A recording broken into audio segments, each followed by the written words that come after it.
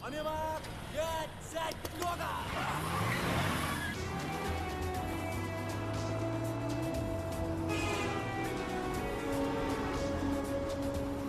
হোক বা জেলা, বিকেল নামতেই সিগন্যাল কম থাকা রাস্তা বা ফ্লাইওভারগুলিতে হামেশাই নজরে পড়ে একদল বাইক আরোহীর বেপরোয়া দাপাদাপি। রাজারহাট নিউ টাউন, বেলঘড়িয়া বা বাসন্তী এক্সপ্রেসওয়ে, প্রতিদিনই এই নিয়ে একাধিক অভিযোগ জমা পড়ে পুলিশের খাতায়। 2016 জুলাইয়ে সেফ ড্রাইভ সেভ লাইফ প্রকল্প চালুর সময় খোদ মুখ্যমন্ত্রী জানিয়েছিলেন, no helmet no fuel. Petrol পাম্পগুলি কয়েকদিন নির্দেশিকা মানলেও পরে অবশ্য গা ঢিলেমির ছবি ধরা পড়ে।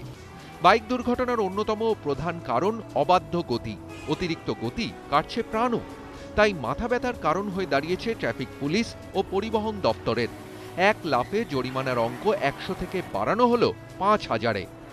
পরিবহন দপ্তর সূত্রে খবর, এতদিন এ ধরনের ঘটনা প্রথম, দ্বিতীয় বা সমতুল অপরাধ হিসেবে গণ্য। 100 টাকা জরিমানা ধার্য ছিল।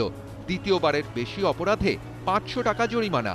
শুধু জোরে বাইক চালানো বা হেলমেট না পরার জরিমানা নেওয়া হতো। নতুন নিয়মে বাইক রেসিংয়ের সমস্ত অপরাধ সংগঠিত করে জরিমানা ধার্য। জরিমানা দিতে হবে 5000 টাকা। জরিমানার পরিমাণ বাড়লে দুর্ঘটনার হার অনেকটা কমবে বলে মনে করছে পরিবহন দপ্তর। আইন বেশি বাড়ানো হয় তো পকেটে প্রবলেম হবে, তেমনি এরকম ভালো করে চালাবে।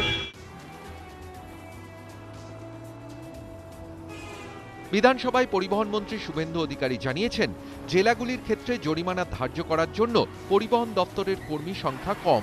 তাই জেলার ডিএসপি পদমর্যাদার কর্তাদের চিহ্নিত করার জন্য দায়িত্ব নিতে বলা হয়েছে।